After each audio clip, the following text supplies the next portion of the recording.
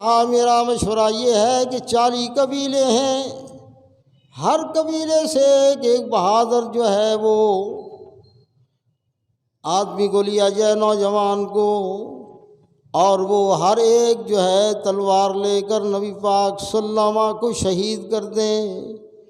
اب بنی ہاشم میں اتنی طاقت نہیں کہ 40 قبیلوں سے بدلہ لے سکیں، لہٰذا وہ اس بات پر راضی ہو جائیں گے کہ خون بہا ہمیں دے دیں۔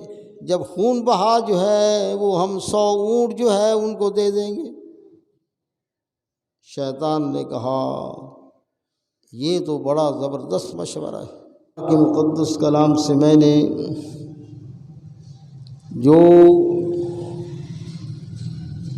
آیت کریمہ کو کچھ حصہ تلاوت کرنے کی سعادت حاصل کی ہے، اس کے اندر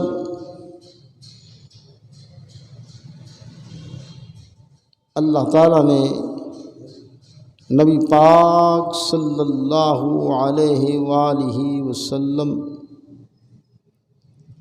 کی ہجرت کا واقعہ بیان کیا ہے، اور اس میں حضرت صدیق اکبر رضی اللہ تعالیٰ عنہ کی معیت کا اظہار فرمایا ہے۔ اس میں سرکار کی بھی شان ہے، اس کے اندر جناب حضرت صدیق اکبر رضی اللہ تعالیٰ عنہ کی شان کو بھی بیان کیا گیا ہے۔ حضرت صدیق اکبر رضی اللہ تعالیٰ عنہ کی اس آیت کے اندر صحابیت کا بھی ذکر ہے اور سرکار کی معیت کا بھی ذکر ہے، اور غار ثور کے اندر سرکار کا جناب حضرت ابوبکر صدیق رضی اللہ تعالیٰ عنہ کے ساتھ 3 دن گزارنا ایسے انداز سے کہ اس میں اور کوئی شریک نہیں تھا، یا تو حبیب تھا یا حضرت صدیق رضی اللہ تعالیٰ عنہ تھے۔ حضرت ابوبکر صدیق رضی اللہ تعالیٰ عنہ آپ کی ذات پاک کا مرتبہ عقیدہ اہل سنت و جماعت کے نزدیک، جس پر پوری امت کا اجماع ہے کہ بعد الانبیاء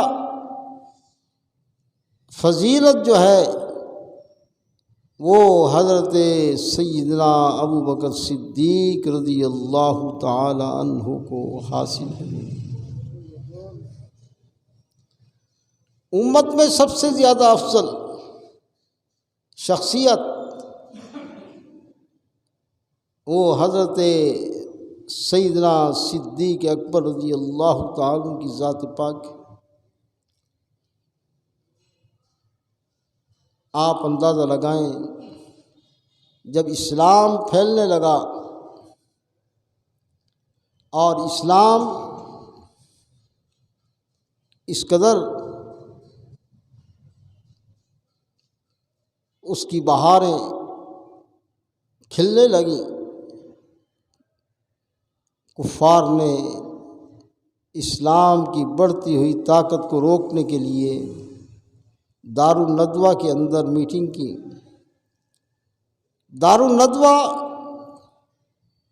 یہ مکہ المکرمہ کے اندر ایک ہال بنا رکھا تھا، جس کے اندر رؤسائے مکہ المکرمہ، سرداران مکہ المکرمہ، وہ وہاں جمع ہوتے اور اسلام کے خلاف میٹنگیں کرتے اور اسلام کو پھیلنے سے روکنے کے لیے اپنے اپنے مشورے دیتے۔ جب انہوں نے دیکھا کہ نبی پاک صلی اللہ علیہ وسلم جہاں جاتے ہیں جس پر نظر پڑتی ہے وہ اسلام کو قبول کر لیتا ہے۔ اب آدھی رات کے وقت جو ہے سارے سردار جمع ہوئے، مختلف قبائل کے لوگ بھی جمع ہوئے، دروازہ بند کر لیا۔ بند کمرے کے اندر انہوں نے میٹنگ کی۔ اب شیطان جو ہے وہ وہاں پہنچ گیا اور وہاں پہنچ کر اس نے دستک دی۔ جب دستک دی تو دروازہ انہوں نے کھولا اور کھول کر پوچھا من انتا، تو کون ہے؟ اس نے کہا انا شیخ من اہل نجد، میں نجدیوں کا بہت بڑا سردار ہوں۔ کیونکہ نجدی جو تھے یہ سرکار کی دشمنی میں ضرب المثل رکھتے تھے کہ سرکار کی دشمنی میں ان کے اس قدر ضرب المثل تھے کہ جہاں دیکھا اسلام کو دبانا ہے، اسلام کے خلاف سازشیں کرنی ہے، تو یہ نجد جو ہے اس علاقے کے لیے خود سرکار نے دعا بھی نہیں فرمائی، ایسا خطہ ہے بدقسم۔ ایک مرتبہ نبی پاک صلی اللہ علیہ وسلم دعا فرما رہے تھے، اللہم بارک لنا فی شامنا، اللہم بارک لنا فی یمننا، اے اللہ ہمارے شام میں برکت عطا فرما، ہمارے یمن میں برکت عطا فرما۔ وہاں پر ایک نجدی بیٹھا ہوا تھا، اس نے کہا عرض کیا سلمائے وفی نجدنا، ہمارے نجد کے بارے میں بھی برکت کی دعا فرمائیں۔ نبی پاک صلی اللہ علیہ وسلم نے ارشاد فرمایا، پھر آپ نے دعا فرمائی، اے اللہ برکت فرما ہماری شام میں، ہمارے یمن میں۔ جب آپ نے پھر دعا کی، اس نے پھر عرض کی وفی نجدنا، ہمارے نجد کے بارے میں بھی آپ دعا فرمائیں۔ لیکن سرکار نے پھر تیسری مرتبہ دعا فرمائی تو آپ نے فرمایا اللہم بارک لنا فی شامنا، اللہم بارک لنا فی یمننا، اے اللہ ہمارے شام میں برکت فرما، ہمارے یمن میں برکت فرما۔ جب آپ نے یہ دعا فرمائی تو اس وقت آپ نے اس نے پھر تیسری مرتبہ کہا کہ وہ فی نجدنا،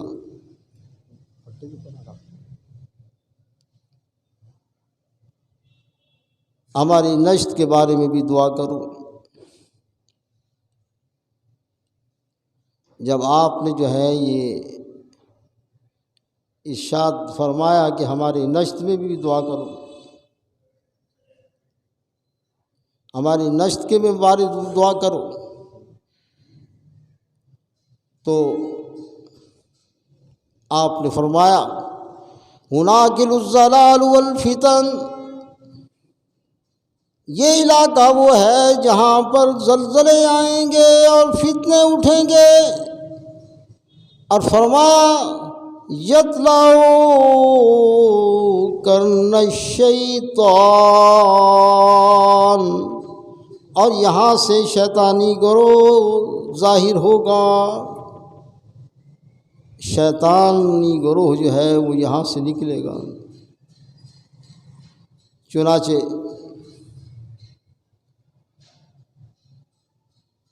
شیطان نے بھی کہا انا شیخ من اہل نجد، میں نجدیوں کا سردار ہوں۔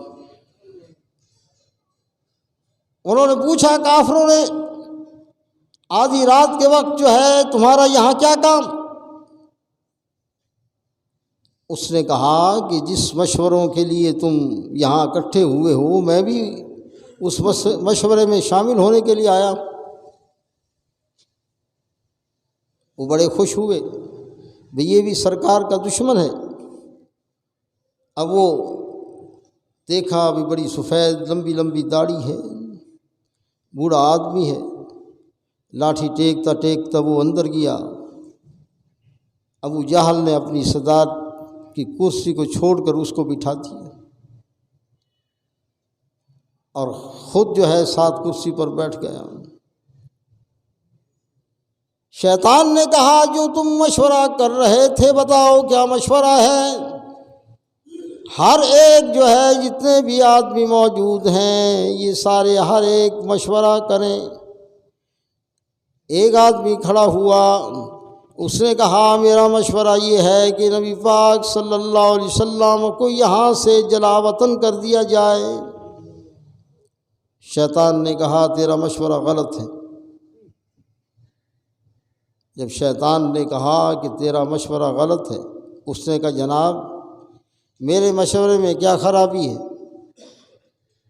شیطان نے کہا تم خود کہتے ہو کہ جہاں وہ جاتا ہے اور جہاں اس کی نظر پڑ جاتی ہے لوگ مسلمان ہوتے جاتے ہیں، تو جب آپ جلا وطن کرو گے تو پھر دھڑا دھڑ اسلام زیادہ پھیلے گا۔ وہ بیٹھ گیا، دوسرا آدمی کھڑا ہو گیا۔ جب دوسرا آدمی کھڑا ہو گیا اس نے کہا میرا مشورہ یہ ہے کہ ان کو قید کر دیا جائے، نبی پاک صلی اللہ علیہ وسلم کو معاذ اللہ قید کر دیا جائے۔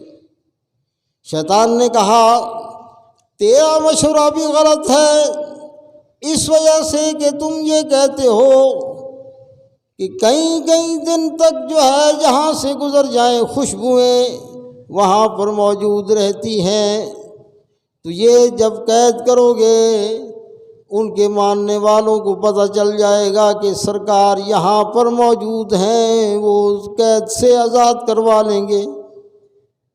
یہ بھی مشورہ غلط ہے۔ ہر ایک مشورہ دیتا گیا، شیطان سب کے مشوروں کو رد کرتا گیا۔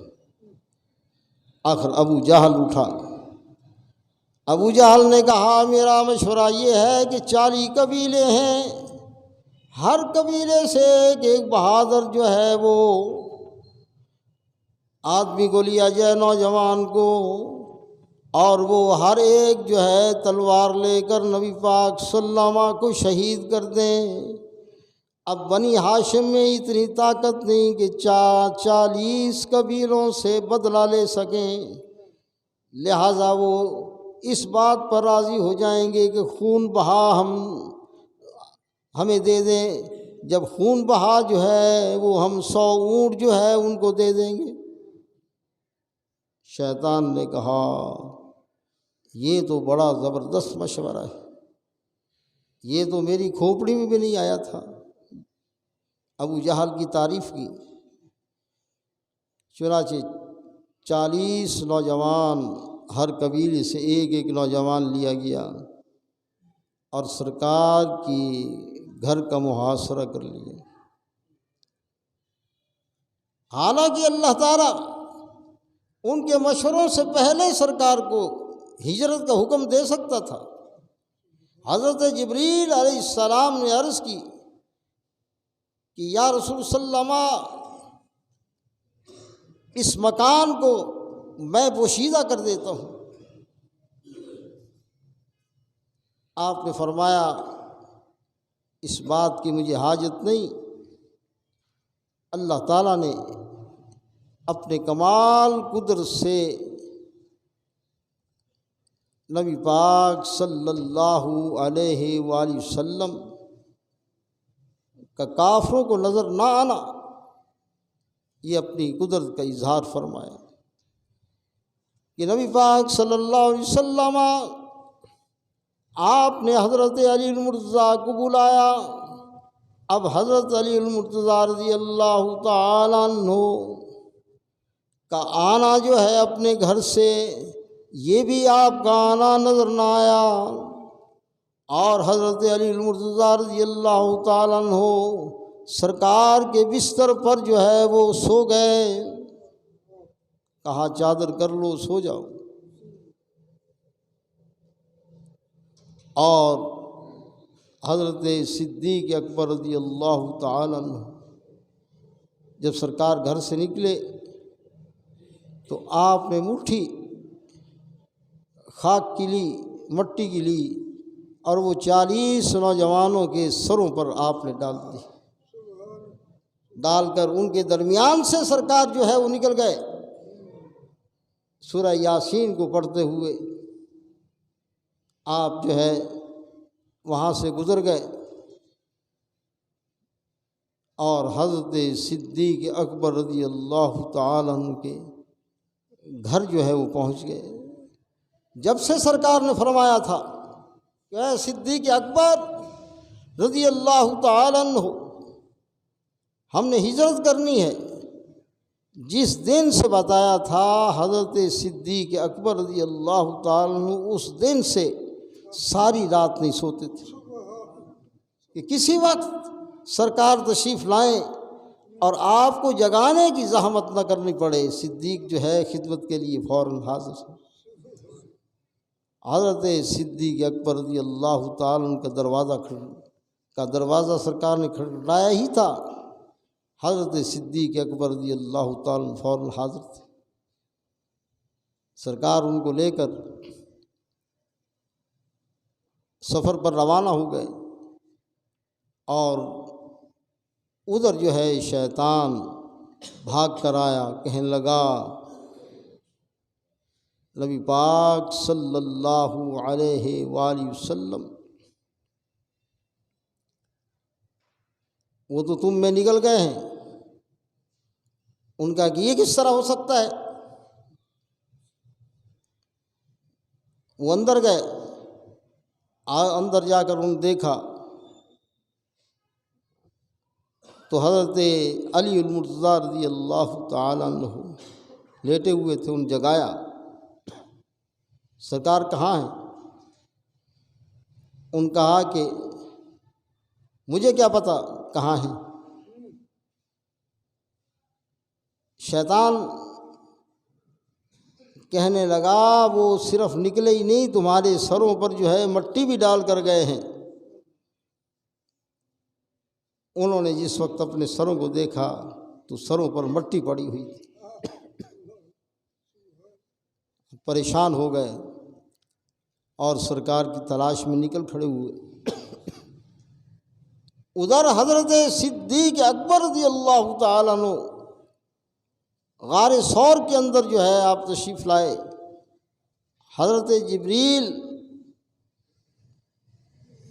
علیہ السلام نے اللہ کی بارگاہ میں عرض کی، الہ العالمین اگر آپ حکم کریں تو میں اپنے پروں سے اس غار کو مخفی کر دوں۔ اللہ تعالیٰ نے فرمایا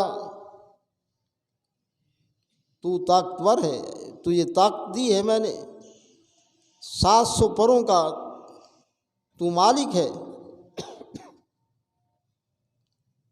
لیکن میں کمزور ترین مخلوق سے سرکار کی حفاظت کراؤں گا۔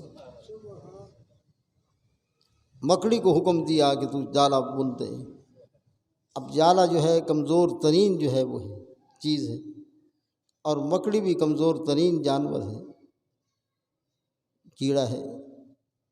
اللہ تعالیٰ نے رسول اللہ صلی اللہ علیہ وسلم کی حفاظت جو ہے کمزور ترین چیز سے فرمائی۔ جس وقت کافر وہاں پہنچے، غار کے منہ پر پہنچے، شیطان آ گیا۔ شیطان نے کہا کہ میں بتا دوں کہ نبی پاک صلی اللہ علیہ وسلم اس غار کے اندر موجود ہیں۔ ابھی اس نے بتانا چاہا ہی تھا، حضرت جبریل علیہ السلام نے اس کو تھپڑ لگا کر جو ہے 7ویں زمین پر جو ہے پھینک دیا، جا کر جو ہے وہ 7ویں زمین پر جا کر گر پڑا اور بے ہوش ہو گیا۔ نبی پاک صلی اللہ علیہ وسلم 3 راتیں جو ہیں اس غار میں گزاری۔ انشاءاللہ ہجرت کا واقعہ جو ہے آگے بیان کیا جائے گا۔ اللہ تعالیٰ سے دعا ہے کہ اللہ تعالیٰ ہمیں سرکار کے اسوہ حسنہ پر عمل کرنے کی توفیق عطا فرمائے۔ وآخر دعوانا الحمدللہ رب العالمین، سنت عطا فرمائے۔